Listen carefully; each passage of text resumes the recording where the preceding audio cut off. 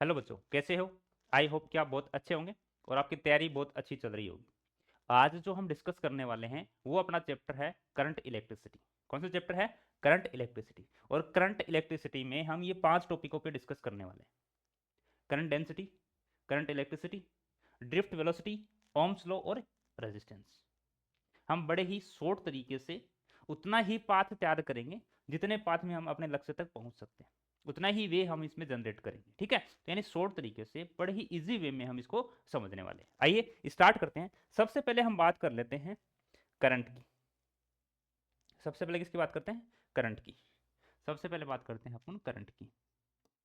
Current आपने tenth class से, यानी करंट जो है वो आप टेंथ क्लास से पढ़ते आ रहे हैं। यानी सिंपल अगर हम देखें तो I equal to Q by T, यानी rate of flow of charge equal to current. यानी हमने ये टेंथ क्लास से पढ़ के आ रहे हैं, I equal to Q by T. अगर थोड़ा सा और आगे बढ़े हम तो इसका एवरेज जो वैल्यू होता है वो क्या होता है कि टोटल चार्ज मान लो अपॉन में टोटल टाइम। यानी हम इसको लिख सकते हैं D del Q by del T. थोड़ा सा और आगे बढ़े तो इसको इंस्टेंट पे देख लें, किसी एक फिक्स टाइम पे देखें, चाहे 2 सेकंड पे, 3 सेकंड पे, 4 सेकंड पे, इस प्रकार से। तो उसके लिए क्या मानते हैं अपन कि जो एवरेज वैल्यू होती है वो लगभग हम मान सकते हैं इंस्टेंट पे क्या होगी, वो ही सेम वैल्यू होगी। तो उसके लिए हम लिखते हैं लिमिट लगा करके डेल टी जीरो के नज़दीक हो, del Q by del T. इसको हम लिख सकते हैं D Q by D T. यानी हमारे पास इंस्टेंट की बात आए तो आई इंस्टेंट की जब बात करें अपन तो अपने पास आ जाएगा D Q by D T. अगर हम इसको और आगे बढ़ाएं और आगे समझना चाहें तो मैं क्या लिख सकता हूँ कि डी क्यू की वैल्यू क्या आ गई अपने पास, आई और डी और टी, आई टी और टी। अगर मैं इसका इंटीग्रेशन कर दूं तो यहाँ से हमारे पास चार्ज की वैल्यू क्या निकल के आएगी, इंटीग्रेशन ऑफ T1 से T2 तक आई डी और टी। यानी ये वैल्यू अपने पास किसकी निकल के आई है? चार्ज की। ये वैल्यू किसकी निकल के आई है? चार्ज की। अगर यही चार्ज कोई रोटेशन मोशन कर रहा है यानी सर्कल पाथ में घूम रहा है तो उस समय जो करंट जनरेट होगी वो उसकी वैल्यू क्या होगी? देखो I equal to Q by T उसी समय लिखेंगे अपन जब कोई भी चार्ज रोटेशन मोशन कर रहा है यानी किसी सर्कल पाथ में घूम रहा है। चार्ज कोई भी ले लेते हैं, इलेक्ट्रॉन की जरूरत नहीं है, हम कोई भी चार्ज ले लेते हैं। चार्ज यहाँ पे क्यों ले लेते हैं? Q charge. ठीक है, तो उस कंडीशन में हमें क्या करना, देखो इस करंट को हम अलग अलग टर्म्स में इसको रिप्रेजेंट कर सकते हैं। वो टर्म्स क्या है? सबसे पहले हम बात कर लें कि ये जो 1/t आता है, 1/t, इसको हम लिख सकते हैं फ्रीक्वेंसी।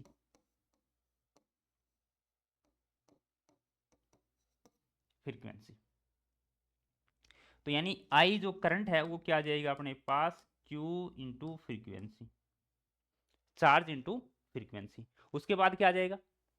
अगर मैं फ्रीक्वेंसी की बात करूं तो फ्रीक्वेंसी को हम लिखते हैं ओमेगा बाई 2 पाई, यानी एंगुलर फ्रीक्वेंसी अपॉन में 2 पाई। अगर ये पुट करें अपॉन तो आई की वैल्यू क्या आ जाएगी यहां से, Q omega by 2 pi, Q omega by 2 पाई। हमें पता है कि वी की वैल्यू जो होती है वो होती है ओमेगा आर। अगर मैं ओमेगा की वैल्यू लिखना चाहूँ तो वी बाई आर आ जाएगी, नहीं आ जाएगी? ये वाली वैल्यू ओमेगा की जगह रखेंगे तो आई की वैल्यू अपने पास क्या आएगी, Q V by 2 pi R, 2 pi R. यानी ये हम बात कर सकते हैं जब कोई भी चार्ज सर्कुलर मोशन कर रहा है उस समय जो करंट जनरेट करेगा उसके बारे में बात की अपने। यानी I equal to Q by T तो हमें बताइए ही होता है, 1/t की वैल्यू फ्रीक्वेंसी के बराबर होती है तो उसकी जगह हमने क्या लिख दिया, फ्रीक्वेंसी। यानी चार्ज इंटू फ्रीक्वेंसी भी क्या हो गया, करंट हो गया। फिर फ्रीक्वेंसी की वैल्यू को हमें पता था कि ओमेगा बाई 2 पाई होती है सर्कुलर मोशन में। ठीक है, omega by 2 pi 11th class में अपने पढ़ा है, एसएचएम में, वेव में, ये चीज़ें पूरी। तो फ्रीक्वेंसी ओमेगा बाई 2 पाई, तो ये लिख दिया हमने क्यू ओमेगा बाई 2 पाई। यहाँ पे हमें पता है कि v equal to omega R होता है, यहाँ से ओमेगा की वैल्यू v बाई आर निकाल के यहाँ पे रख दी हमने। यानी करंट की बात हमने यहाँ पे कर दी। अगर स्ट्रेट वायर में चल रहा तो ये बात आ गई, अगर सर्कुलर मोशन कर रहा तो ये बात आ गई, यानी सर्कल में अगर कोई घूम रहा है कोई चार्ज, उससे जो करंट जनरेट हो रहा है उसके बारे में ये वाले। क्लियर? अब चलते हैं थोड़ा और आगे। अगर हम आगे की बात करें तो हम बात करते हैं ड्रिफ्ट वेलोसिटी की। ड्रिफ्ट वेलोसिटी जिसको हम लिखते हैं v और d से। ये ड्रिफ्ट वेलोसिटी क्या होती है? जब किसी भी वायर को किसी भी कंडक्टर को हम सर्किट में अप्लाई करते हैं, उस समय जो उसमें से इलेक्ट्रॉन दौड़ रहे होते हैं, उसका जो एवरेज होता है वो अपने पास क्या होता है, ड्रिफ्ट वेलोसिटी। मतलब ये हुआ कि जैसे मान लीजिए हमारे पास ये एक कंडक्टर था और इसको हमने ऐड किया एक बैटरी से, यानी इसको कनेक्ट करवा दिया किससे, एक बैटरी से। इस वायर में जो इलेक्ट्रॉन दौड़ रहे हैं इधर ऐसे इस प्रकार से, इनके पास जो वेलोसिटी है उसका यदि हम एवरेज निकालें तो वो जो वेलोसिटी अपने पास आती है उसको हम ड्रिफ्ट वेलोसिटी बोलते हैं। वो क्या अपने पास, ड्रिफ्ट वेलोसिटी। तो यहां से हम ड्रिफ्ट वेलोसिटी इसको निकाल सकते हैं। ड्रिफ्ट वेलोसिटी की वैल्यू क्या होती है, ड्रिफ्ट वेलोसिटी है उसको वीडी लिखते हैं, उसकी वैल्यू आती है ई एम इंटू टू, ये याद रखना आपने। E charge of electron, capital E electric field, M mass of electron, और टो है यहाँ पे एक रिलेक्सेशन टाइम है, यानी एक इलेक्ट्रॉन दूसरे इलेक्ट्रॉन से जब टकराता है तो उसके बीच में जो टाइम लगा हुआ है, जैसे मान लीजिए एक इलेक्ट्रॉन है वो इसी इलेक्ट्रॉन से टकराया, एक इलेक्ट्रॉन पहले इसी इलेक्ट्रॉन से टकराया फिर इससे टकराया, यानी ये जो इलेक्ट्रॉन है वो पहले इससे टकराया फिर जाकर के इससे टकराया, तो ये वाला जो टाइम लगा उसको टकराने के बीच में, ये वाला क्या अपने पास टो है। ठीक है, ये क्या अपने पास टो है। आगे चलते हैं। आगे अगर हम देखें,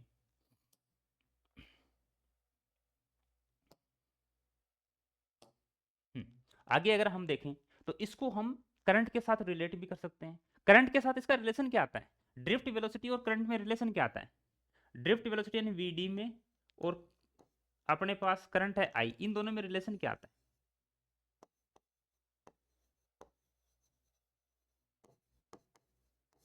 इन दोनों में रिलेशन क्या आता है वो देखते हैं।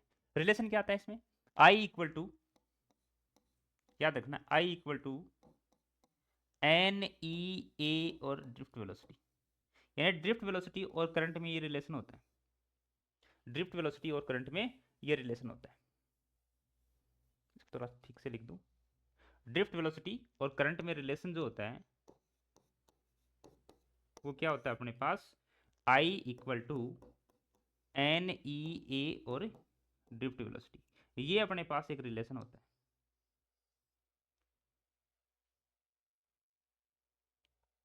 ठीक है, ये वाला रिलेशन। अब इस रिलेशन को हम और आगे लिखते हैं। यहां से अगर हम ड्रिफ्ट वेलोसिटी की वैल्यू देखें तो देखो ड्रिफ्ट वेलोसिटी वीडी की जो वैल्यू आएगी वो क्या आएगी, आई बाई एन ई और ए, एन ई और ए। यहां से देखो ड्रिफ्ट वेलोसिटी है वो किस पे डिपेंड कर रही है, ड्रिफ्ट वेलोसिटी डिपेंड कर रही है इलेक्ट्रिक फील्ड पे, और हमें पता है कि इलेक्ट्रिक फील्ड और पोटेंशियल में एक रिलेशन होता है। इलेक्ट्रिक फील्ड जो ई है वो क्या होती है, पोटेंशियल बाई एल होती है, यानी आर मान लो चाहे लेंथ मान लो। यानी यहां से हम कह सकते हैं कि ड्रिफ्ट वेलोसिटी जो है, ड्रिफ्ट वेलोसिटी जो है वो डिपेंड करती है पोटेंशियल पे भी। वी यहाँ पे क्या है, पोटेंशियल डिफरेंस मान लो। ठीक है, आई एन ई ए, अभी हमने आई पढ़ के आए। अगर हम थोड़ी सी एक बात और करें तो ये हमारे पास एक वैल्यू थी करंट डेंसिटी। करंट डेंसिटी जो होती है, करंट डेंसिटी यहाँ से हमने नहीं पढ़ा इसको, करंट डेंसिटी। देखो एक चीज और देख लेते हैं अपन पहले, करंट डेंसिटी, करंट डेंसिटी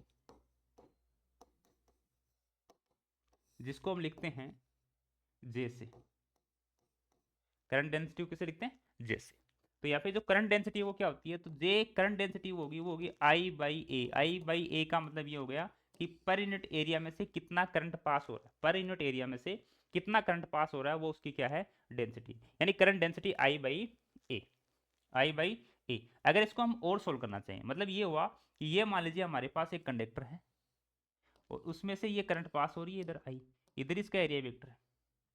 अगर कुछ इस प्रकार से कंडक्टर आपको दिया जाए ऐसे, और इसमें कहेंगे करंट इधर जा रहा है और अपने पास एरिया वेक्टर ऐसे है, इसके बीच में एंगल है थीटा, ए और आई के बीच में, तो हम कहेंगे कि इस डायरेक्शन में अगर हम ए को लेके आए तो ए कोस थीटा होगा कि नहीं होगा, ए कोस थीटा। तो उस कंडीशन में जे की जो वैल्यू आएगी वो आएगी अपने पास आई बाई ए कोस थीटा। लेकिन हम बात करें कि हम थोड़े थोड़े पार्ट्स में इसको डिवाइड करके निकालना चाहें, यानी स्मॉल पार्ट्स में यदि हम इसको निकालना चाहें तो जे की वैल्यू क्या आ जाएगी अपने पास, D I by D A cos theta, ये तो आएगी। यहां से हम क्या कर सकते हैं, D I equal to J D A cos theta. अगर हम दोनों तरफ इसका इंटीग्रेशन कर दें तो आई की वैल्यू क्या आ जाएगी, जो करंट डेंसिटी है उसका एरिया के रिस्पेक्ट में अगर हम इंटीग्रेशन कर दें तो हमारे पास क्या आ जाएगा, करंट आ जाएगा। हमारे पास क्या आ जाएगा, करंट आ जाएगा। क्लियर। अगर इसको हम और लिखना चाहें तो हम एक चीज और लिख सकते हैं कि एक इलेक्ट्रिक फील्ड और इसमें रिलेशन होता है J equal to sigma E, J equal to sigma. ये रिलेशन भी अपने को ध्यान में रखना है। J मतलब करंट डेंसिटी, E का मतलब इलेक्ट्रिक फील्ड, और सिग्मा क्या है यहाँ पे, सिग्मा क्या है यहाँ पे, कंडक्टिविटी। ठीक है, अब आगे चलते हैं अपने वाली बात पे। यहाँ पे देखो I बाई ए क्या लिख सकते हैं, J, यानी यहां से इसको हम क्या कह सकते हैं कि J by N E, J by N. अभी हमने देखा कि J की वैल्यू हम क्या लिख सकते हैं, सिग्मा, और E लिख सकते हैं sigma E by N E. E electric field है, ठीक है। और यहाँ पे ये जो N है ये पर यूनिट वॉल्यूम में, यानी पर यूनिट वॉल्यूम में कितने इलेक्ट्रॉन हैं वो है, नंबर ऑफ इलेक्ट्रॉन है, E इलेक्ट्रॉन पे चार्ज है।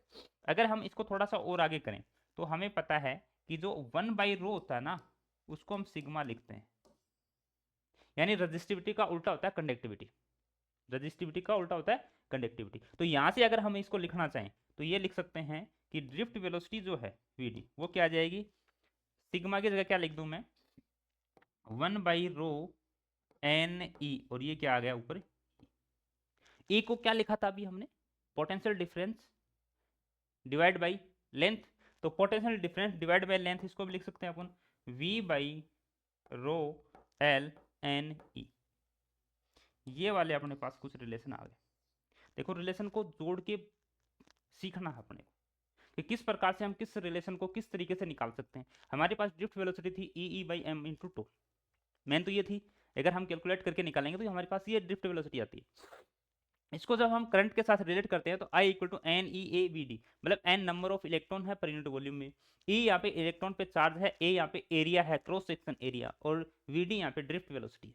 अगर हम ड्रिफ्ट वेलोसिटी को यहाँ से लिखना चाहिए तो I by N E A, I by A हमने अभी देखा है कि ये क्या होती है, क्या होती है, करंट डेंसिटी होती है I बाई ए। अगर स्मॉल में बात करें तो डी आई बाई डी ए हो सकती है। अगर किसी एंगल पे है area vector cross section area, तो उसको अगर हम कंपोनेंट में डिवाइड करें तो हमारे पास ये आता है। इस प्रकार से हमने J इक्वल टू क्या लिख दिया, सिग्मा ई भी हमने निकाल लिया। यहाँ पे अभी ये नहीं देखना कि कहाँ से आए, अभी अपन को ये रिजल्ट की जरूरत थी क्वेश्चन को सोल्व करने के लिए, इसलिए हमने रिजल्ट को डायरेक्ट ही लिखा है। ठीक है, यानी शॉर्ट में हम इसके लिए चल रहे हैं। इससे आगे देखो ये वाली वैल्यू आ गई अपने पास, यहाँ से हमने J की वैल्यू I बाई ए की वैल्यू J रख दी, फिर हमारे पास J की वैल्यू थी सिग्मा E, वो हमने पुट कर ली। इस प्रकार से हमने 1/ρ को सिग्मा लिख सकते हैं, तो सिग्मा की जगह हमने क्या लिख दिया, 1/ρ लिख दिया, E की जगह V बाई एल लिख दिया। इस प्रकार से हमने क्या कर लिया, इसको रिलेट कर लिया। यानी ड्रिफ्ट वेलोसिटी लेंथ पे भी कैसे डिपेंड कर रही है, ड्रिफ्ट वेलोसिटी लेंथ के इनवर्सली डिपेंड कर रही है। क्लियर, ये वाली बात हो गई अपने पास। अभी थोड़ा सा और आगे चलें अपन, तो अभी हमने एक चीज और देखनी है, ओम्स लॉ। ओम्स लॉ आप 10th क्लास से पढ़ते आ रहे हैं, V equal to I R, V equal to I R, वही ओम्स लॉ अब हम पढ़ रहे हैं। यानी डायरेक्ट हम बात करें ओम्स लॉ की, तो ओम्स लॉ क्या होगा अपने पास, ओम्स लॉ ये आपने याद कर रखा है, V equal to I R. अगर यहाँ से R निकालना हो तो हम क्या लिख देंगे, V बाई आई लिख देंगे। एक इसमें एक रिलेशन चलता है, यानी इसमें ग्राफ चलता है। ग्राफ का मतलब ये मान लीजिए हमारे पास एक ग्राफ है, इधर तो आई है और इधर V है, ऊपर V है नीचे आई है, दो लाइन में बना रहा हूँ, एक लाइन ये एक लाइन ये, इसको मैं बोल रहा हूँ T1, इसको बोल रहा हूँ मैं T2, यानी ये दोनों दोनों रेजिस्टेंस है जिसको मैंने T1 और T2 लिखा है।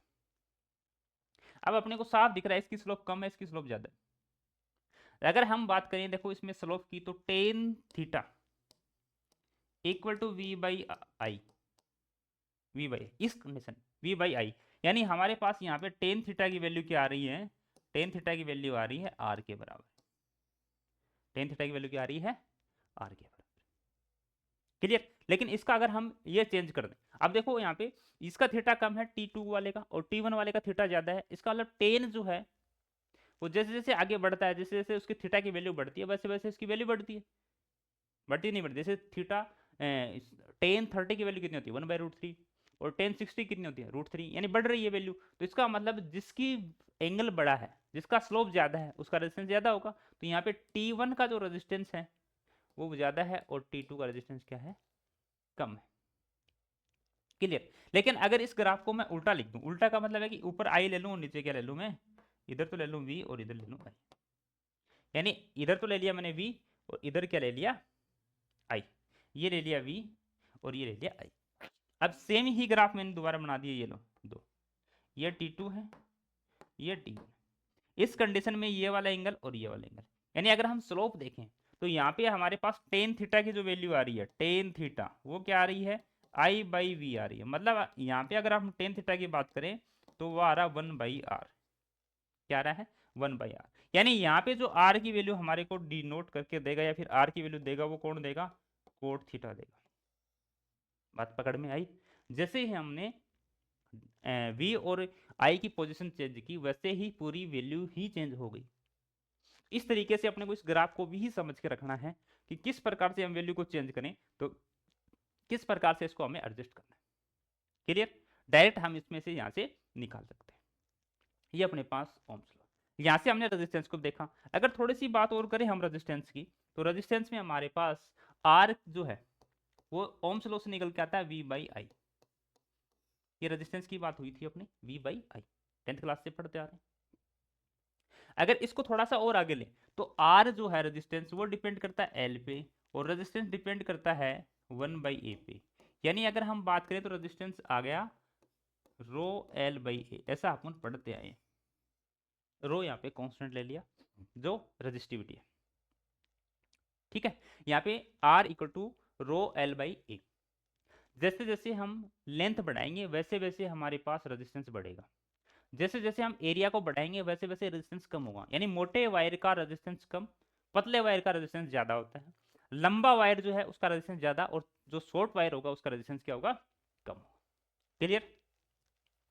एक चीज इसमें बड़ी ही ध्यान देने वाली है, वो ये है कि आप जितना इसके लेंथ को इंक्रीज करोगे, जितना आप खींच के उस लेंथ को इंक्रीज कर रहे हो, वॉल्यूम तो वो की वही है।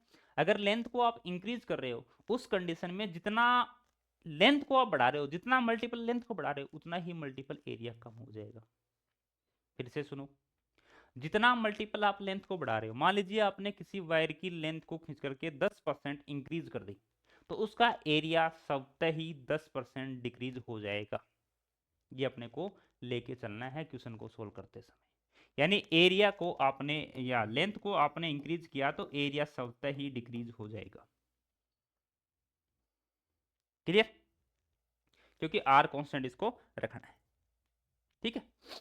अब यदि मैं बात करूं, यहाँ पे एक बड़ा ही अच्छा रिलेशन है जिसको आपको देखना है अच्छे ध्यान से। वो रिलेशन ये है कि R1/R2 equal to L1 L2, नहीं L1 डायरेक्टली होता है ना L, तो L1/L2 A2/A1। यानी दो वायर हैं, एक का रेजिस्टेंस R1 है, उसकी लेंथ L1 है, एरिया A1 है। तो हमने लिख दिया R1 = ρL1/A1। एक दूसरा वायर है अपने पास जिसका रेजिस्टेंस R2 है, लेंथ L2 है, एरिया A2 है, उसको लिख दिया हमने R2 = L2/A2। दोनों को हमने जब साथ में रिलेट किया तो ये वाली वैल्यू आ गई। अब एक ध्यान देने वाली बात ये, अगर मैं ये कहूं कि वायर जो था उसका वॉल्यूम नहीं चेंज हुआ, एरिया कम हुआ तो लेंथ बढ़ गई, मतलब वॉल्यूम अभी भी वही है, तो दोनों ही कंडीशन में वॉल्यूम क्या है, बराबर। यानी area A1 L1 = area A2 और L2, दोनों ही कंडीशन में वॉल्यूम क्या है, इक्वल है। यहां से अपने को थोड़ा सा ये ध्यान रखना है कि A1/A2 की वैल्यू जो आई है वो L2/L1 आई है, इस वाली बात से। क्योंकि मटेरियल तो हमने नया नहीं बनाया ना, उसी वायर को खींच करके उसी वॉल्यूम को हमने क्या किया, एडजस्ट किया है लेंथ को, एरिया को, ठीक है।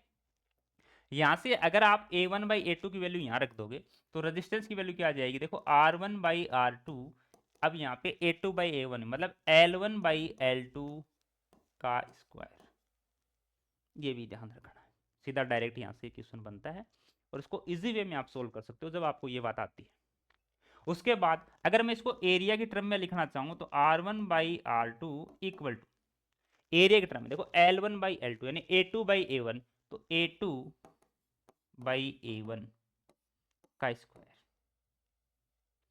एरिया तो रेडियस भी होगी, तो इसका मतलब यहाँ पे अगर मैं रेडियस की टर्म में लिखना चाहूँ इसको तो ये क्या आ जाएगा R1/R2, तो रेडियस की यानी R रेडियस है R2/R1 का स्क्वायर का होल स्क्वायर, मतलब 4 हो गया। क्या हो गया? 4 हो गया भाई। एरिया में R स्क्वायर आएगा R2 की पावर 4/R1 की पावर 4, यानी रेडियस पे कैसे डिपेंड करेगा? पावर 4 पे। क्लियर? अगर इतनी बात आती है अपने को तो हम आसानी से इसके क्वेश्चन सोल्व कर सकते हैं। कौन कौन सी बात?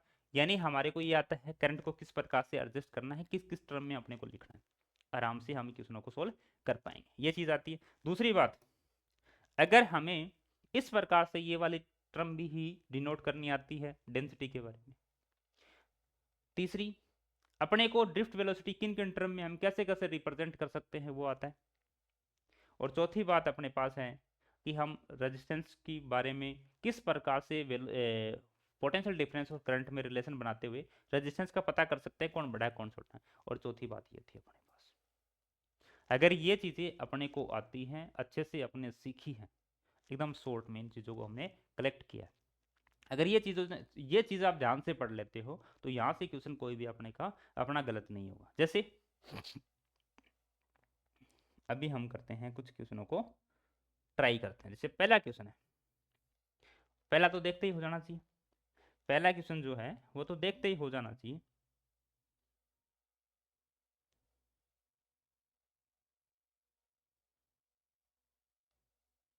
देखो, इलेक्ट्रिक फील्ड E और current density Z is relate, तो हमने ये देखा था क्या कि J जो है वो होगा सिग्मा और E, यानी हम कह सकते हैं कि J और E दोनों एक दूसरे के क्या हैं? डायरेक्टली प्रोपोर्शनल है। J और E एक दूसरे के क्या है? डायरेक्टली प्रोपोर्शनल है। तो डायरेक्टली प्रोपोर्शनल मतलब सेकंड ऑप्शन इसका करेक्ट आंसर। बात पकड़ में आई? बात समझ आई? तो नेक्स्ट करते हैं।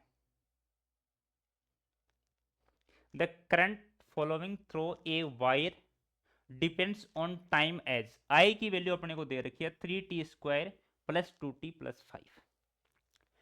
द चार्ज फ्लोइंग मतलब चार्ज की वैल्यू अपने को बतानी है, क्रॉस सेक्शन एरिया में से पास हो रहा है, टी की वैल्यू जो है 0 से 2 तक है। चार्ज की वैल्यू कैसे बताएंगे? हमें पता है कि आई की जो वैल्यू है आई वो होता है dq/dt, क्योंकि टाइम पे डिपेंड कर रहा है इसलिए हम इसको स्मॉल पार्ट में लिखेंगे। यहां से अगर हम देखें तो चार्ज की जो वैल्यू आ रही है वो आ रही है इंटीग्रेशन आई और dt, आई और dt। यहां से आई का यानी क्या करना है अपने को? इंटीग्रेशन करना है, कहां से कहां तक? 0 से लेकर के t तक, 0 से लेकर के t तक इंटीग्रेशन करते हैं। देखो ये कितना हो जाएगा? 3t की³ 3 + 2t² 2 + 5t 0 से 2, ये 3 से 3 कट गया, 2 से 2 कट गया, यानी कितना आ गया? t³ + t² + 5t, और यहाँ पे लिमिट कितनी है? 0 से 2, 0 से 2। यहाँ से हम क्या करते हैं? 2 पुट करते हैं, तो ये कितना हो जाएगा? 8 + 4 + 10, 8 4 10, यानी कितनी वैल्यू है अपने पास? 22, यानी 22 हमारे पास चार्ज की वैल्यू है, 22 कूलम। क्या ये बात समझ आई? समझ में आई तो आगे करें। अगला क्वेश्चन आप ट्राई करके देखिए इसको। हाँ, एक चीज़ हम बताना भूल गए और वो बड़ा ज़रूरी है अपने बताने के लिए, ये है एक बात और कि टेम्परेचर पे रेजिस्टेंस किस प्रकार से डिपेंड करता है। टेम्परेचर पे रेजिस्टेंस किस प्रकार से डिपेंड करता है? अगर आपने 11th क्लास की थर्मोडायनेमिक्स पढ़ी हो तो उसमें एक चीज़ ज़रूर पढ़ी है। एक चीज़ क्या पढ़ी है? आपने ये ज़रूर पढ़ी है कि जो डेल एल है वो डिपेंड करेगा एल पे, डेल एल जो है वो डिपेंड करेगा टेम्परेचर डिफरेंस पे, यानी डेल एल जो है वो इक्वल हो गया मान लीजिए alpha L delta T. Alpha यहाँ पे कांस्टेंट है, लीनियर कोफिशिएंट जिसको हम बोल सकते हैं। ये चीज़ें हमने पढ़ी है कि किसी भी रोड को मान लो आप गर्म कर रहे हो, तो ऐसा कुछ नहीं है कि आप 1 फीट की रोड लो उसको 10 फीट की बना लो, ऐसा जादू तो नहीं होगा। 1 फीट की रोड कितनी बढ़ेगी, थोड़ी बहुत बढ़ेगी, इसलिए डिपेंड करेगा कि पहले लेंथ कितनी थी अब कितनी हो रही है, वो डिपेंड करता है कि लेंथ पहले कितनी थी। फिर टेम्परेचर डिफरेंस कितना था, आप थोड़ा सा उसको गर्म किए और बढ़ाना चाह रहे हो, ऐसा नहीं होगा, बहुत ज़्यादा उसको टेम्परेचर देना पड़ेगा अपने को। इस प्रकार से हमारे पास क्या है, डेल एल की वैल्यू है। अगर हम ये कहें कि अब जो टेम्परेचर बढ़ाने के बाद उसका जो वायर का या फिर मैं कहूँ रोड का जो लेंथ हो गया वो कितना हो गया, उसको यदि हम लिखना चाहें तो एल की वैल्यू क्या आ जाएगी, एल इक्वल टू पहले लेंथ थी एल और डेल एल अब हो गई, इसका मतलब एल डैश की वैल्यू क्या आ गई, L plus alpha L delta T. यहाँ से हमारे पास एल डैश की वैल्यू निकलती है L into 1 plus alpha delta T. क्या हमने ये नहीं पढ़ा कि रेजिस्टेंस जो है वो लेंथ के प्रोपोर्शनल होता है। इसका मतलब लेंथ की जगह अगर मैं रेजिस्टेंस लिख दूं तो कोई दिक्कत थोड़ी ना, R T equal to R naught 1 plus alpha delta T, हो गया अपना काम। अगर लेंथ पे डिपेंड कर रहा है तो हम डायरेक्ट इसको लिख दिया कि आर टी उस टेम्परेचर पे उसका रेजिस्टेंस, आर जीरो मतलब उस जीरो टेम्परेचर पे उसका resistance 1 plus alpha delta T. Clear. अब देखते हैं उस क्वेश्चन को जो अभी अपने देखा था।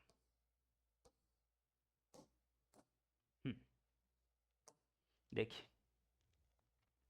Resistance of wire at 20 degree centigrade is 20 ohm and at 500 degree centigrade is 60 ohm, what temperature is resistance is 25 Om.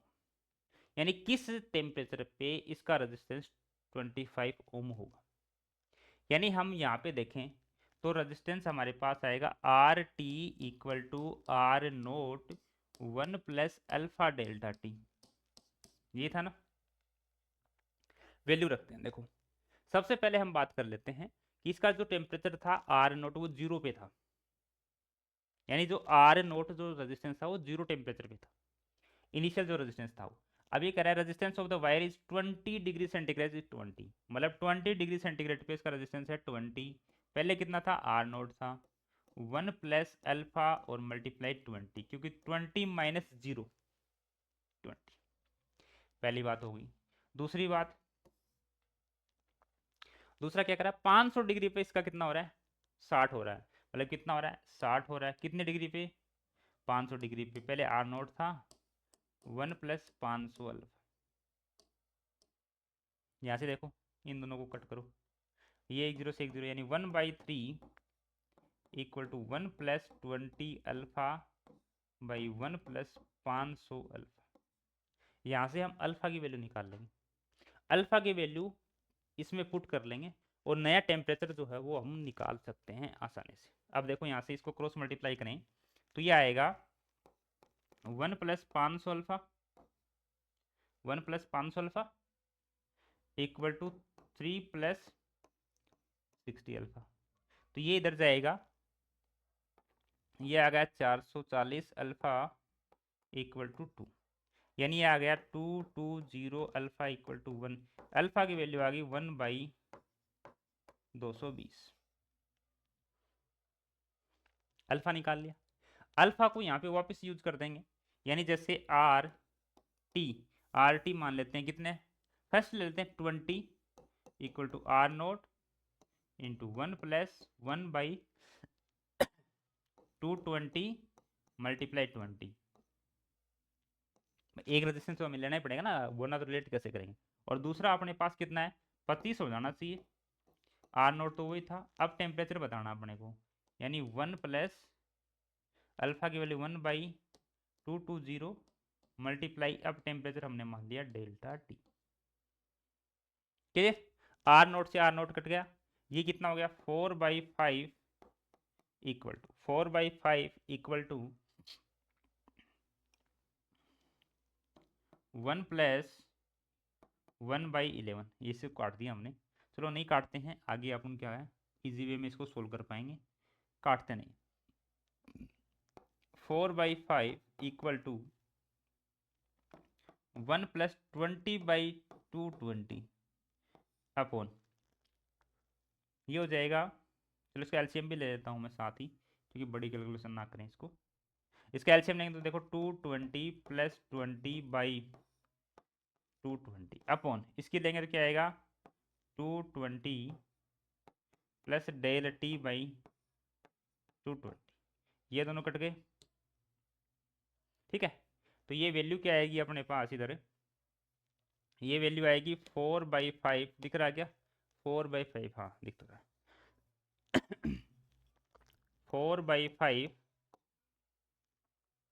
Equal to 440, sorry 240/220 + ΔT। यहाँ से वैल्यू हम आसानी से निकाल सकते हैं, ये हो गया, ठीक है 60 टाइम, ये हो गया 300 इक्वल टू 220 + ΔT, और यहाँ से हमारे पास वैल्यू आ जाएगी 80 इक्वल टू ΔT। यानी अब जो हमारे पास 25 ओम का जो रेजिस्टेंस दिख रहा है वो कितने डिग्री टेम्परेचर पे है, वो 80 डिग्री टेम्परेचर पे है, 80 डिग्री टेम्परेचर पे। रिलेट कर पाए बात को? बड़े ही आसानी से धीरे धीरे इस क्वेश्चन को आराम से सोल्व करके सीखना है, करना धीरे नहीं है, सीखना धीरे धीरे आराम से, इसको आराम से पूरी तरीके से सीख लेंगे, उसके बाद करना बड़ी फास्ट है इसको। ठीक है, अब करते हैं अपन नेक्स्ट पे बात। ये देखिए, when 5 volt potential difference is applied across a wire of length 0.1 meter, the drift speed of electron is 2.5 multiply 10⁻⁻4 meter per second if the electron density is the wire is। ठीक है, electron density मतलब N की value, यानी हमारे पास N की value आनी चाहिए, potential की वैल्यू रहनी चाहिए, लेंथ भी आना चाहिए और ड्रिफ्ट वेलोसिटी भी आना चाहिए। उससे हमें अपने को क्या करना है, वैल्यू फाइंड करनी। तो क्या हमने ड्रिफ्ट वेलोसिटी की वैल्यू ऐसे देखी थी, ड्रिफ्ट वेलोसिटी इक्वल टू होता है I/NEA, देखी थी। इसको हमने वो भी किया था, देखो आई की जगह क्या किया था हमने, ऐसे याद है आपको, J/NE किया था, फिर हमने J की जगह भी सिग्मा E/NE किया था, फिर हमने इसकी जगह भी क्या किया था कि EV कर दिया की जगह तो, और यहाँ इसकी जगह रो कर दिया, L कर दिया, N कर दिया और E कर दिया। भाई E को तो क्या लिख दिया, V/L लिख दिया, और सिग्मा को क्या लिख दिया, 1/रो लिख दिया। ये वाली वैल्यू अपने पास निकल के आई थी। तो इस वैल्यू में से हम क्या निकालना है, रो निकालना है, यानी हमें क्या निकालना है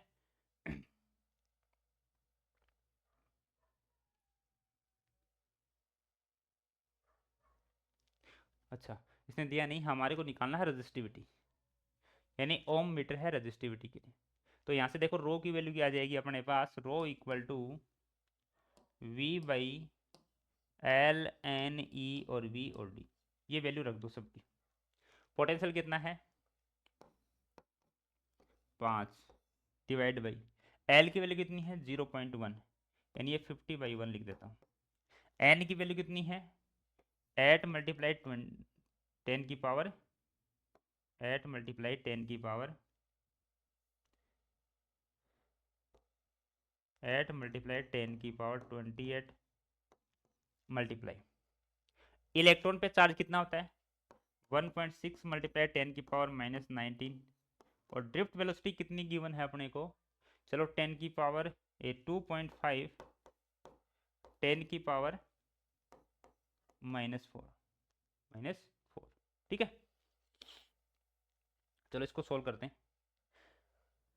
ये देखिए 4 तो ये रही, एक इस पॉइंट की निकाल लो 5, एक इस पॉइंट की निकाल लो 6, और ये हो रही 25 हो गई, यानी ये 3 बची 10 की पावर। ठीक है, 25 से एक बार, 25 से दो बार, 2 से एक बार, 2 से 4 बार। क्लियर, यानी यहां से हमारे पास रो की वैल्यू आई कितनी, नीचे ऊपर तो बचा 1, ऊपर तो आया 1, नीचे क्या क्या बचा 4 10 की पावर 3, 4 मल्टीप्लाई 10 की पावर 3 16, और क्या है 16, यानी इसको अगर हम मल्टीप्लाई करें तो ये कितना आता है 1 बाई इतना आ गया ये 64 10⁻³ अगर इसको हम लिखेंगे तो मैं लिख सकता हूँ 100/64 मल्टीप्लाई 10⁻⁻5। ठीक है, ये कैलकुलेशन करने के लिए 100 से ऊपर 100 से नीचे मल्टीप्लाई करके हमने क्या कर दिया, ये वाली पोजीशन। 4 से देखो 16 बार, 4 से 25 बार। अगर इसको हम डिवाइड करें तो कितना आएगा 1.16 तो कितने बजे 9 यानी 6 अप्रोक्स मल्टीप्लाई 10⁻⁻5 ओम मीटर, ओम मीटर रजिस्टिविटी। कर सकते हैं आराम से सोल्व। यानी हमारे पास ये ऐसा ऑप्शन कौन सा है, फोर्थ। कौन सा ऑप्शन है, फोर्थ। क्लियर। नेक्स्ट,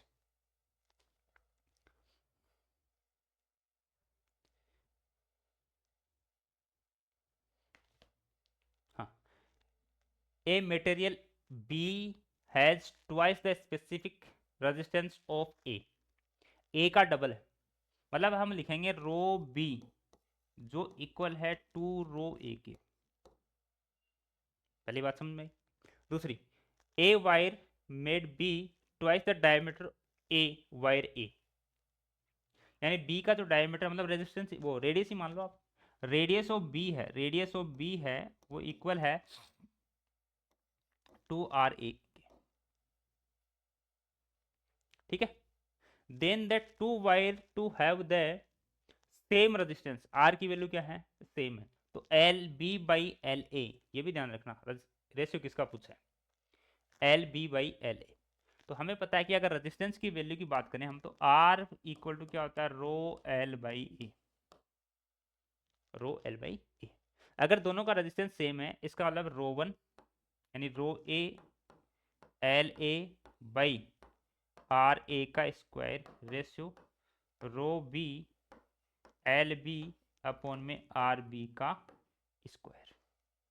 एरिया को क्या लिख दिया, रेडियस की टर्म में लिख दिया। रो ए की वैल्यू को रो ए रख लेते हैं, यानी इसको ऐसा कैसे रख लेते हैं, इसमें हम क्या कर देते हैं, चेंज कर देते हैं। चेंज क्या करना है, एक तो देखो ये वाली वैल्यू है रो ए एल ए, कोई चेंजमेंट नहीं, आर ए के स्क्वायर में कोई चेंजमेंट नहीं, इक्वल रो बी की वैल्यू लिख देंगे two rho A, L B अपने को रखना है ऐसा कैसा, अपॉन आर बी की वैल्यू लिख देंगे 4 आर ए का स्क्वायर। क्लियर। देखो आर ए का स्क्वायर, आर ए का स्क्वायर, रो ए, ये इधर ये देखो 1 टाइम और ये 2 टाइम। अगर हम इसको लिखना चाहेंगे L B by L A, तो देखो ये इसके नीचे भेज देंगे तो ये ऊपर आ जाएगा 2, यानी इन दोनों का रेशियो क्या आ गया अपने पास 2, यानी option number C.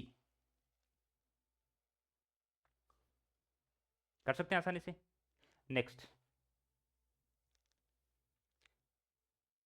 consider a copper wire of length L cross section area A. It has n number of free electron per unit volume. Which of the following is the correct explanation of drift velocity of the electrons when the wire carrying a steady current I? Current I जा रहा है, drift velocity we D है, area A है, L length है उसकी, उसमें अगर हम रिलेशन देखें तो हमारे पास आता है एक relation I equal to N E A V और डी, ये रिलेशन है। इस रिलेशन से ड्रिफ्ट वेलोसिटी निकाल दो, आई बाई एन ई ए, हो गया अपना काम, एन ई ए, ये लो।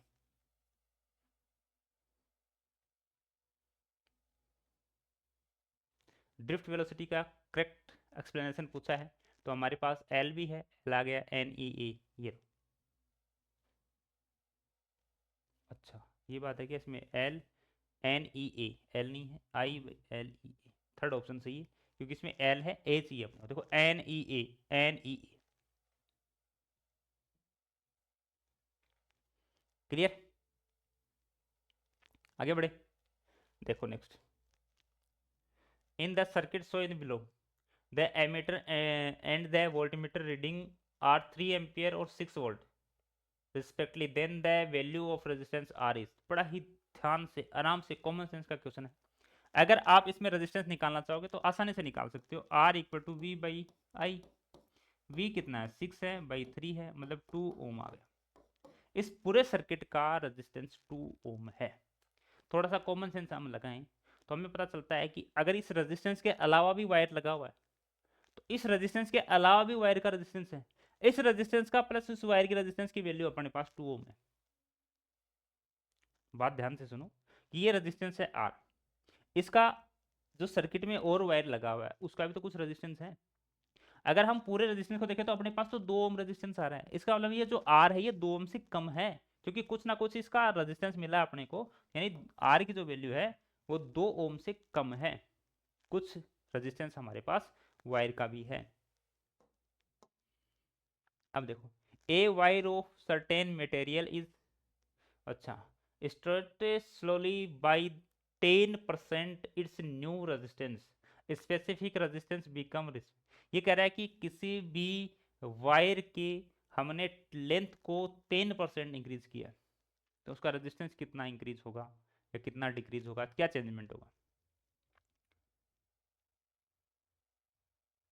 10%, ठीक है। New resistance of the specific, एक तो रेजिस्टेंस बताना है, एक स्पेसिफिक रेजिस्टेंस बताना है। देखो रो जो है वो मटेरियल पे ही डिपेंड कर रहा होता है। रो जो है यानी स्पेसिफिक रेजिस्टेंस है वो मटेरियल पे डिपेंड करता है। तो सबसे पहली बात तो है कि रो चेंज नहीं होगा, तो जहां जहां रो चेंज हो रहा है उसको तो हटाओ पहले क्वेश्चनों को। रो इसमें चेंज हो रहा है, रो इसमें चेंज हो रहा है, ये तो गायब करो। फिर दो में चेंज नहीं हो रहा, लेकिन ये कंफर्म बात है कि रेजिस्टेंस तो चेंज होगा अगर हम लेंथ के साथ छेड़छाड़ करेंगे। इसका मतलब रेजिस्टेंस तो चेंज होगा। तो ये कह रहा है कि बोथ सेम, बोथ सेम तो नहीं होगा। इसका मतलब थर्ड फोर्थ ऑप्शन क्या आ गया, करेक्ट आंसर। इस प्रकार से हम कुछ ऑप्शन को एलिमिनेट करके भी हमारा आंसर हम ले सकते हैं और लेना ही चाहिए, ठीक है। इसमें कोई शर्म की बात नहीं है कि हमें सोल्व करके ही आंसर निकालना चाहिए, ये भी कोई बात नहीं, ठीक है।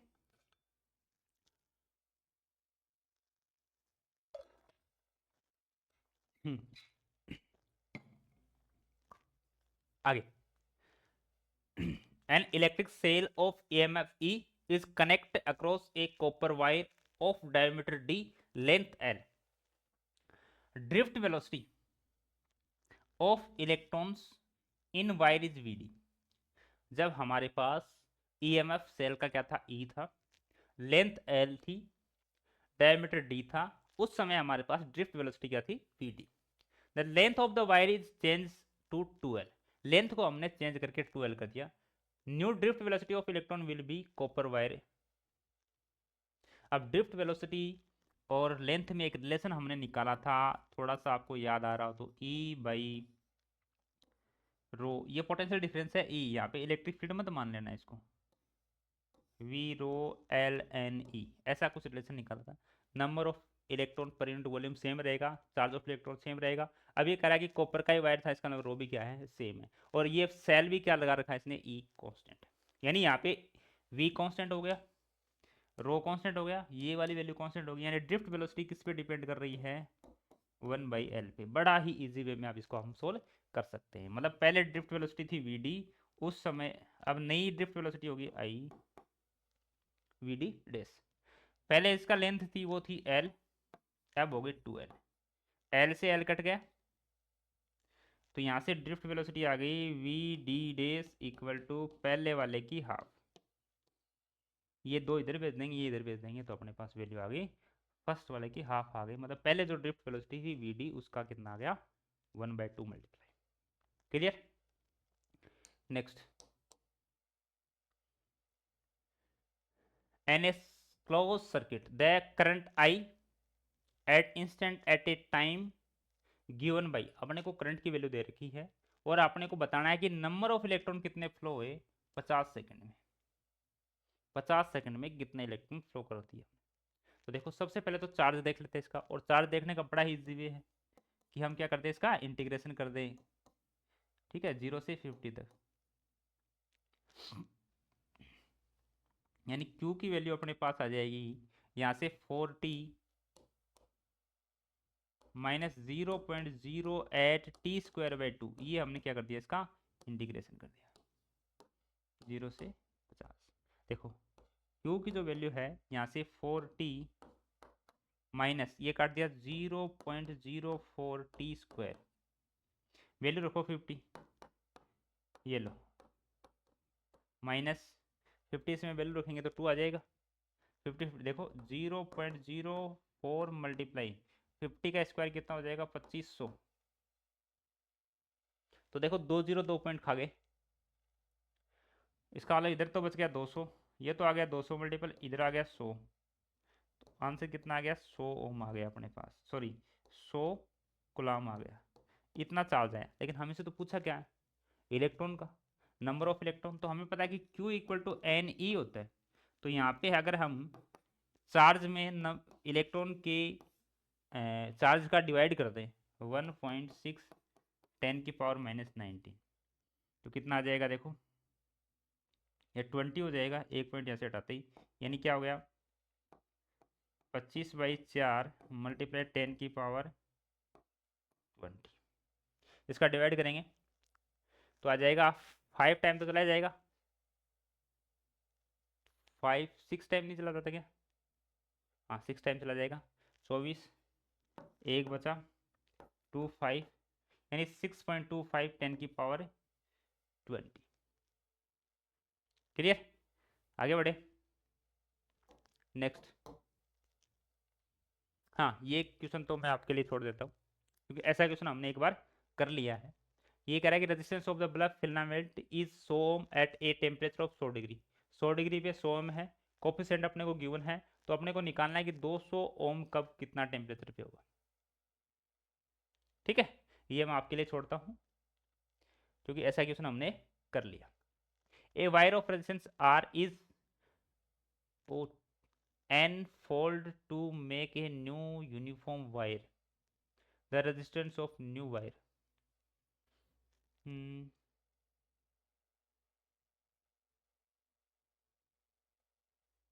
अच्छा n फोल्ड से हमारे को इस वायर की क्या बनानी है, नया रेजिस्टेंस बताना।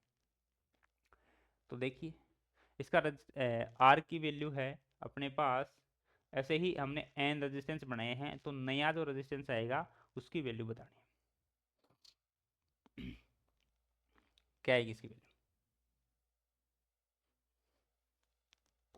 Are proportional to N, sorry R equal to rho L by A होता है।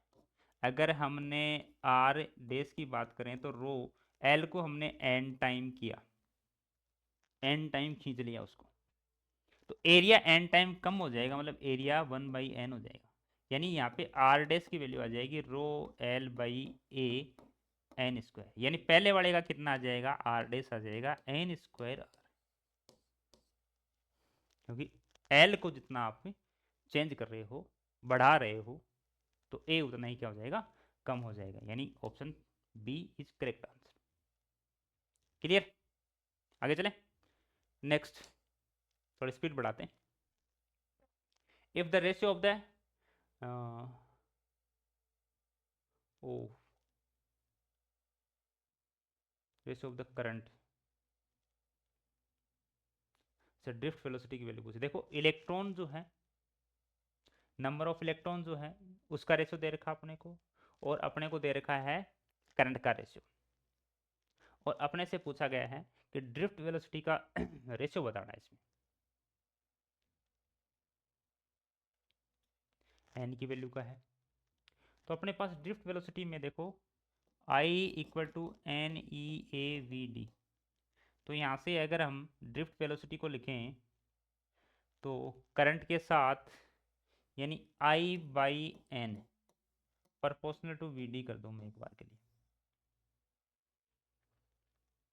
ठीक है। तो ड्रिफ्ट वेलोसिटी देखो V D by V D equal to I by I dash multiply N dash by N, यानी इसको तो उल्टा कर देना है और इसको सीधा रखना है, यानी करंट को तो लिख दिया हमने 7/4 मल्टीप्लाई, उसको लिख देंगे 5/7, तो नया आ जाएगा अपने पास 7 से 7 कट के 5/4, 5/4, यानी बाकी को इसने कोई चेंजमेंट किया नहीं। ठीक है, कर सकते हैं।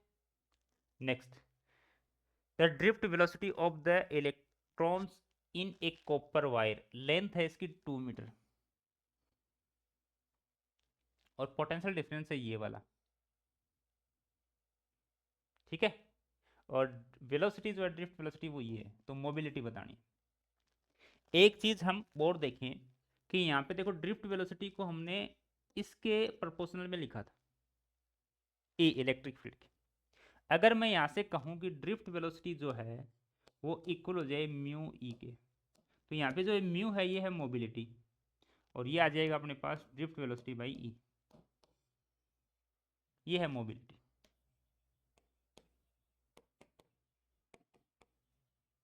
मोबिलिटी लगा दें फॉर्मूला, तो देखो म्यू इक्वल टू, हमारे पास तो क्या मिला हुआ है, पोटेंशियल डिफरेंस है, तो पोटेंशियल डिफरेंस के लिए हम क्या लिखेंगे, V D by V potential into L, क्योंकि इलेक्ट्रिक फील्ड जो है ई उसको हम क्या लिखते हैं, वी बाई एल। वो वैल्यू हमने यहाँ पुट की, वैल्यू देखो अपने को सब दे रखी है, लिखो ड्रिफ्ट वेलोसिटी 0.5, पोटेंशियल 200, लेंथ 2, यहाँ से देखो इसको 100, ये हो गया 5/, ठीक है, यानी 1/200। चलो इसको लिख देता हूँ मैं 5 × 10⁻³ 5 × 10⁻³ यानी ऑप्शन फोर्थ, डी ऑप्शन इसका करेक्ट आंसर। फॉर्मूले में रखना था, बस थोड़ा सा कॉमन सेंस लगाते हुए इसको सोल्व करना था। ठीक है, नेक्स्ट, एक वायर को हमने बेंड किया इस प्रकार से, सर्कल जिसकी रेडियस है 2 metre, resistance per unit length of wire this, यानी पर यूनिट लेंथ में इसका रेजिस्टेंस है वो है 1/π ओम। बैटरी ऑफ 6 वोल्ट, 6 वोल्ट की बैटरी कनेक्ट की है, तो हमारे पास ए और बी, ए यहाँ मान लो बी यहाँ मान लो, ये कह रहा है कि ए ओ बी 90 डिग्री पे, ये एंगल 90 डिग्री है। Find the current through the battery, यानी बैटरी में कितना करंट फ्लो हो रहा है। ध्यान से देखो, क्या मैं इस वायर को एक रेजिस्टेंस मान सकता हूँ, इतने इतने वायर को, क्या मैं इस वायर को भी एक रेजिस्टेंस मान सकता हूँ, इतने इतने वायर को। इसका मतलब दो रेजिस्टेंस पैरेलल में कनेक्ट है। वैसे तो हम आगे पढ़ेंगे सीरीज और पैरेलल में कनेक्शन, लेकिन यहाँ पे अगर दो रेजिस्टेंस पैरेलल में कनेक्ट है तो दोनों रेजिस्टेंस की वैल्यू देखो। अब देखो रेजिस्टेंस है वो लेंथ पे डिपेंड करता है, लेंथ जो है वो 3:1 में है। मैं कहूँ कि इधर तो पूरा कितना है 3/4, इधर है 1/4, यानी 1:3 में, जितना ये है उसके 3 पार्ट इधर है। ठीक है, टोटल 4 पार्ट होते हैं इसमें, तो एक पार्ट ये, एक ये, 3 पार्ट इधर है, 3:1 में, तो इसका मतलब इसके पास रेजिस्टेंस 3 में होगा, इसके पास 1 में होगा। अगर 4 ओम रेजिस्टेंस है तो इसका 3 ओम होगा, इसका कितना होगा 1 ओम होगा। अब रेजिस्टेंस है कितना, तो पहले इस वायर की लेंथ देखते हैं। वायर की लेंथ कितनी होगी, 2πr होगी, 2πr लेंथ कितनी होगी 2πr, तो 2πr की वैल्यू कितनी है, r की वैल्यू 2 है, यानी ये कितना हो गया 4π हो गया। टोटल लेंथ कितनी है 4π, पर यूनिट लेंथ का रेजिस्टेंस कितना है 1/π, यानी इसके पास 4 ओम रेजिस्टेंस आ गया, क्योंकि 4π है और उसको मल्टीप्लाई किया 1/π से, तो 4 ओम रेजिस्टेंस अपने पास आ गया। ये जो 4 ओम रेजिस्टेंस है उसमें से 1 ओम इसके पास है, 3 ओम इसके पास है। अब ये पैरेलल में, और पैरेलल में रेजिस्टेंस कैसे मल्टीप्लाई होता है, वो कनेक्ट होता है, ये लो, यानी इसको इनवर्सली ऐड करते हैं, और इनवर्सली ऐड करते हैं तो ये लिख दिया मैंने, ये इनवर्सली ऐड कर दिया इसको 3/4। हमारे को क्या निकालना है, इसका करंट निकालना है, तो करंट क्या होता है V/R, V की वैल्यू कितनी है 6, ये कितना है 3 × 4, ये से कटा 2 बार, यानी कितना आ गया 8 एम्पियर, कितना आ गया 8 एम्पियर, यानी इसको हम आगे पढ़ेंगे। अगली जो क्लास होगी अपनी वो कॉम्बिनेशन ऑफ रेजिस्टेंस पे होगी, उसमें हम इसको और पढ़ेंगे कि ये सीरीज में किस प्रकार से ऐड करते हैं, पैरेलल में किस प्रकार से ऐड करते हैं। अभी तो ये देखना कि पैरेलल में इन्वर्सली ऐड कर रहे हैं, इन्वर्सली ऐड करके हमने निकाला 3/4, ये रेजिस्टेंस लिखा हमने V/R की जगह, और ये आंसर आ गया अपने पास एट एम्पियर। क्लियर, आगे चले। लो भाई, mass of 3 wire copper are is the ratio of 1:3:5 length of, इसका भी थोड़ा सा अपने को ध्यान रखना है। इसका ध्यान क्या रखना है कि जो रेजिस्टेंस होगा वो डिपेंड करेगा L² पे, ये भी अपने को एक बीच में याद रखना है। L²/M पे क्यों करेगा, क्योंकि ये जो मास है इसको अगर हम पूरा पढ़ें, ड्रिफ्ट वेलोसिटी के साथ इसका रिलेशन बनाएं, ओम्स लॉ को हम प्रूव करें, तब हमारे पास ये वैल्यू निकल के आती है L²/M। अभी अपने को इसको ध्यान में रखना थोड़ा, ठीक है। आर की वैल्यू R1 R2 R3 ऐसे निकाल लेते हैं, R1:R2:R3। हाँ, पहले रेशियो दे रखा अपने को मास का, तो मास का तो नीचे लिखना है और ये ऊपर लिखना है स्क्वायर करके, यानी 25/1 रेशियो 9/3 रेशियो 1/5। अगर इसको हम काट दें तो 3 से 3 बार कट जाएगा, यानी ये अगर हम 5 से इसको मल्टीप्लाई करा दें तो 125, 15 और 1, ये हमारे पास रेशियो निकल के आता है। रेशियो इस प्रकार से ही होना चाहिए। अगर रेशियो फ्रैक्शन में आ रहा है तो उसमें जो नीचे वाली जो फ्रैक्शन की वैल्यू है उसका हम एलसीएम लेंगे, पूरे के पूरे रेशियो को हम क्या करवा देंगे, मल्टीपल करवा देंगे। जो रेशियो निकल के आएगा वो इस प्रकार से हमारे पास आएगा, और ये रेशियो अपने पास 1:25:15:1। क्लियर। नेक्स्ट देखो,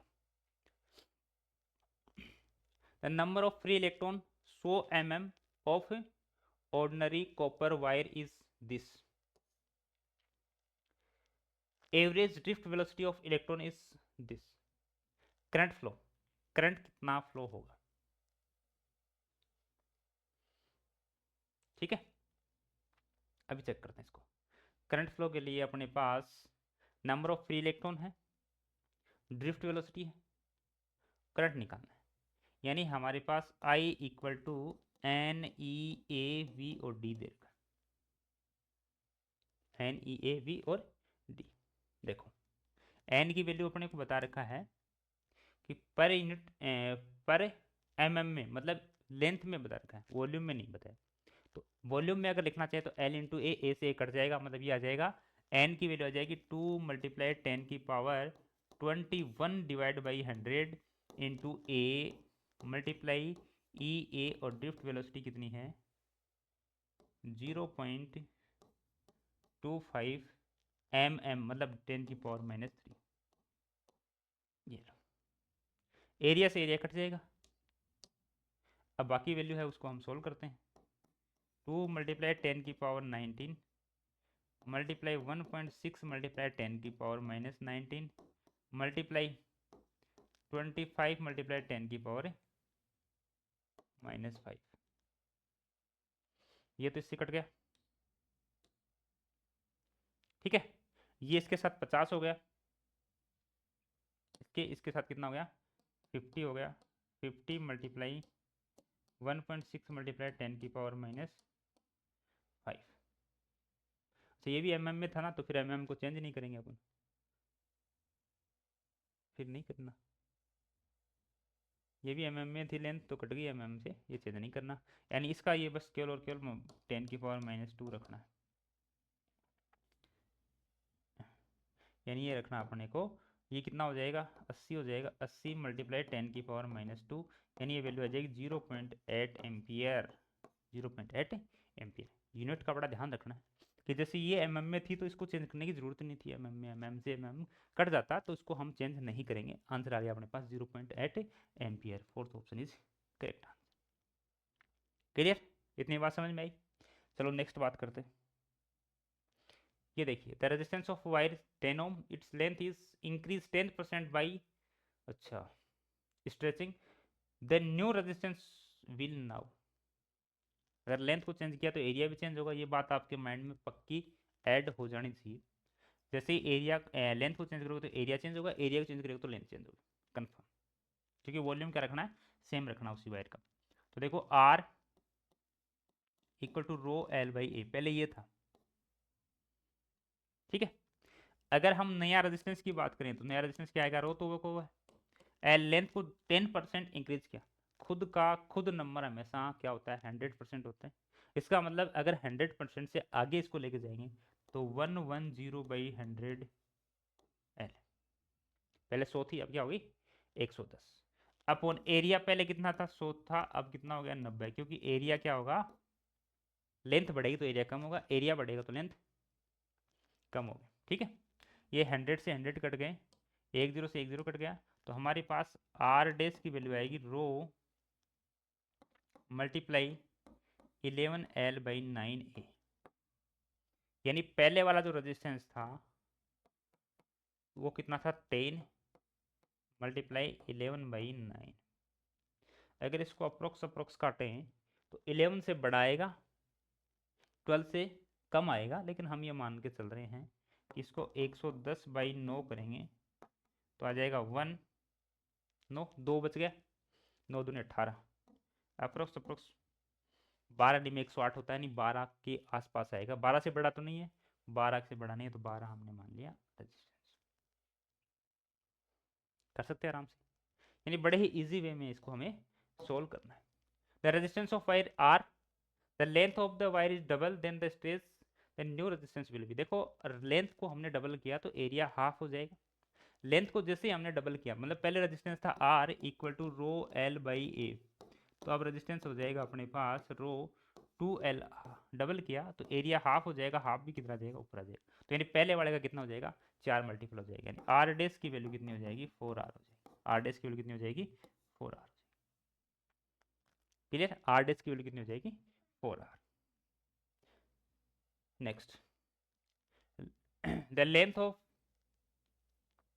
given cylindrical wire is increased 100% due to the decrease in the diameter of change in resistance will be। 100% इसको बढ़ाया तो 100% वो क्या होगी कम हुई, ऐसा तो हुआ, यानी इसको डबल किया तो वो हाफ हो गया ना, 4 टाइम हो गया, सीधा बढ़ाया तो भाई, जैसे हम कहेंगे कि 100% बढ़ाया तो खुद का खुद 100% होती है कोई भी क्वांटिटी, 100 बढ़ाया इसका मतलब उसको डबल किया है, तो डबल किया तो सेम ये की ये बात होगी ना, भाई डबल तो इसमें किया आपने, डबल किया तो कितना हो जाएगा 4 टाइम हो जाएगा, 4 टाइम हो गया, इसका मतलब इंक्रीज कितना हुआ 300। भाई कोई भी वैल्यू एक है वो 4 टाइम होगी, इसका मतलब इंक्रीज कितनी हुई 3 टाइम, 3 टाइम का मतलब कितनी है 300, 300 का मतलब 300%, 300% इंक्रीज हुई है, ऐसे छोटे क्वेश्चन को। अगला, two wire that made up in a different material whose specific resistance are ratio this length area the ratio of resistance। बिल्कुल एकदम इजी वे में आप इसको कर सकते हो कि R की वैल्यू अपने पास रो एल बाई ए होती है, कर दो आप फटाफट इसको, यानी R1:R2, तो रो 1 L1 A1 रेशियो रो 2 L2 A2, रो 1 2 L1 3 A1 4 रेशियो 3